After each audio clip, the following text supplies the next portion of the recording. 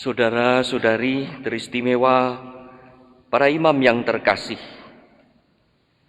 dalam suatu retret para uskup, Padre Cantalamessa, pengkhotbah Paus yang kini menjadi kardinal, berbicara tentang beda imam yang berkhotbah sebagai orang yang diurapi dan imam yang berkhotbah sebagai orang yang tak diurapi atau urapannya hilang.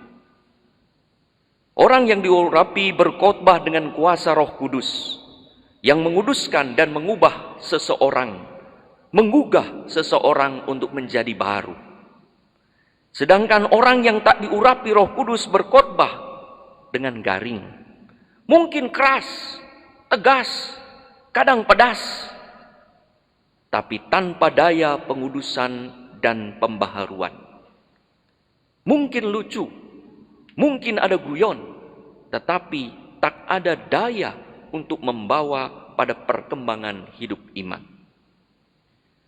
Padahal menurut Padre Cantalamessa, sebagaimana kita yakini juga, imam diurapi Roh Kudus saat pentahbisan. Tapi sayangnya tidak semua imam akhirnya menghidupi karunia pengurapan tersebut. Hal ini tampak juga dalam sinar wajah yang merupakan ungkapan hati dan budi.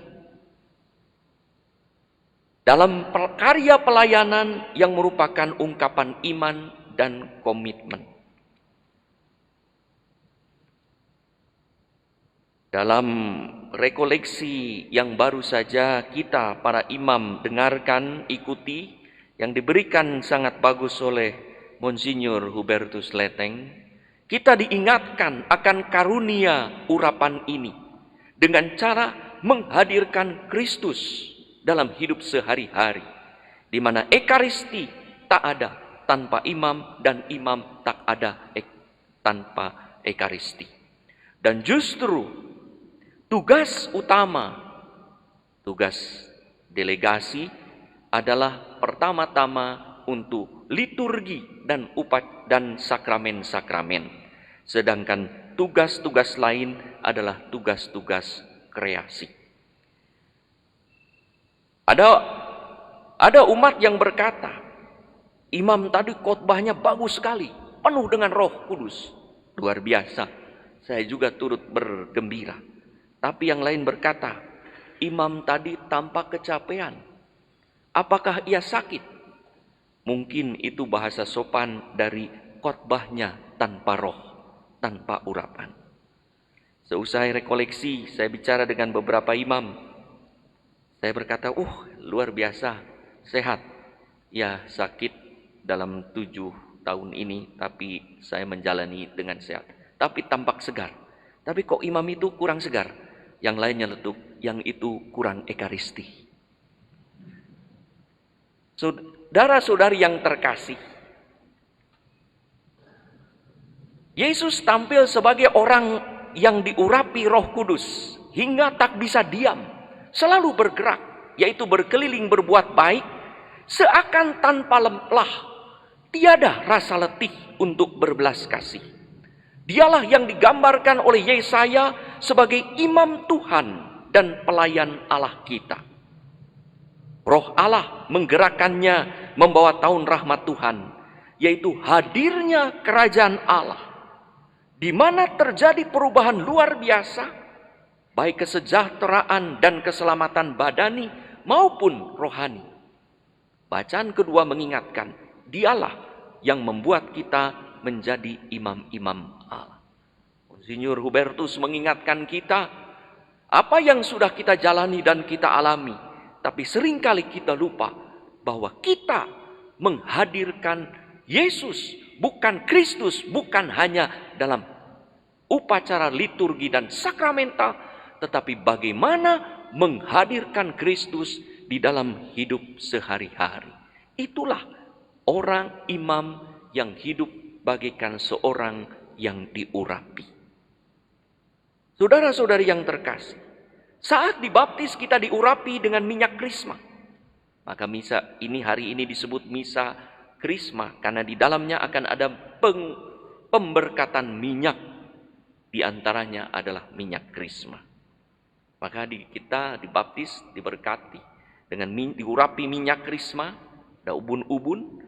Pada saat penguatan kita menerima kembali urapan minyak krisma pada dahi dengan tanda karunia Roh Kudus.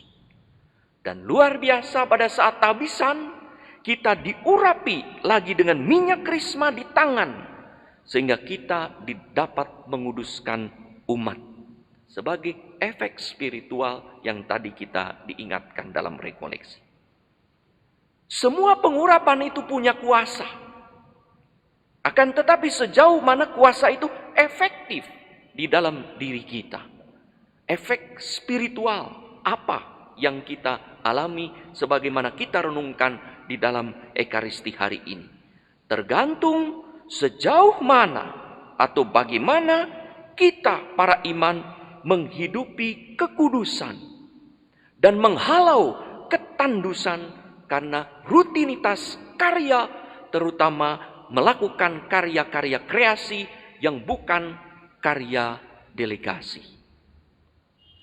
Pada International Theological Symposium on Priesthood, dalam refleksinya atas 50 tahun lebih hidup imamat, Paus Fransiskus pada Februari yang lalu men-sharingkan pengalaman pribadinya berkenaan dengan bara imamat yang harus tetap menyala, yaitu terus menghidupi buah-buah sakramen baptis karena urapan minyak krisma dan buah sakramen imamat karena urapan minyak yang sama, tetapi dengan kuasa yang berbeda. Bapa Suci menunjukkan adanya godaan hidup imamat yang tanpa sakramen baptis. Sebab panggilan utama imam adalah kekudusan. Maka ia harus hidup dengan kuasa Roh Kudus dan memberi tempat pada Roh Kudus agar sungguh hidup sebagai orang yang diurapi oleh Roh Kudus. Paus memberi jalan-jalan agar semangat hidup imam membara terus. Dekat dengan Allah, ada 4. Dekat dengan uskup, dekat dengan para imam, dan dekat dengan umat Allah. Bapa Suci mengingatkan kita akan bara imamat saat ditabiskan, tetapi juga akan ketandusan pelayanan imamat yang diulang-ulang dan hampir tanpa makna kalau tak dihayati sebagai karya Roh Kudus. Ketandusan ini berasal dari tiadanya permohonan akan Roh Kudus dalam hidup dan karya seorang imam. Membiarkan ketandusan rohani berlarut-larut tanpa imam, lalu imam tidak merasakan ada damai sejahtera. Tak hidup seperti orang yang diurapi, tak menghadirkan Kristus. Hanya sebagai pelayan yang mungkin rajin dan tekun kalau rajin. Berkaitan dengan kedekatan dengan Kristus. Hari ini saya hanya menyinggung satu pilar kehidupan imam, yaitu dekat dengan Kristus. Berkaitan dengan kedekatan dengan Kristus, bagi Paus, banyak krisis dalam imamat tepatnya berasal dari hidup yang miskin doa. Tiada intimitas dengan Tuhan. Maka segala kehidupan spiritual direduksi kepada praktek-praktek keagamaan. Kesetiaan dalam doa lebih daripada sekedar setia menjalankan praktek keagamaan atau pelayanan keagamaan. Kesetiaan dalam doa mengandaikan adanya relasi dengan Tuhan. Tepatlah kiranya kesadaran Petrus yang mulai tenggelam dalam pelayanan pastoral dan sosial, tetapi mengabaikan pelayanan sakramental, dedikasi pada doa dan pelayanan sabda pada Kisah Para Rasul 6 dan 6:4. Maka Petrus mengajak, mari kita kembali kepada pelayanan meja dan sabda. Bagi Paus, perayaan Ekaristi, ofisi, rosario membaca kitab suci adalah kegiatan religius, kegiatan keagamaan yang bagus, tetapi belum tentu menjadi kegiatan kehidupan spiritual. Justru para imam harus membina kehidupan spiritual. Maka orang yang kehidupan spiritualnya baik, pasti kegiatan keagamaannya akan berlangsung dengan bagus. Tetapi orang yang menjalankan kehidupan spiritual dengan banyak, belum tentu kehidupan spiritualnya baik. Orang yang melakukan berbagai kegiatan keagamaan belum tentu memiliki kehidupan spiritual yang baik. Maka kehidupan spiritual ada kehidupan yang berakar pada Kristus. Sebagaimana Yesus sampaikan, tinggallah dalam aku dan aku dalam kamu. Sama seperti ranting tidak dapat berbuah dari dirinya kalau ia tidak tinggal pada pokok anggur. Demikian juga kamu tidak berbuah jikalau kamu tidak tinggal di dalam aku. Saudara-saudari yang terkasih, para imam, setelah sekian lama kita semua menjadi imam, apakah kita masih berjalan menuju kekudusan? Ataukah sedang berjalan menuju ketandusan karena tiadanya permohonan akan kuasa Roh Kudus? Hingga tak ada damai sejahtera, tak ada bara api, tak ada bara api imamat, dan tak ada semangat untuk membagi berkat, menghadirkan Kristus dalam hidup sehari-hari. Tepatlah kiranya nasihat Santo Paulus kepada umat Tesalonika 5:20-23. Janganlah padamkan roh, dan janganlah anggap rendah nubuat-nubuat. Ujilah segala sesuatu dan peganglah yang baik.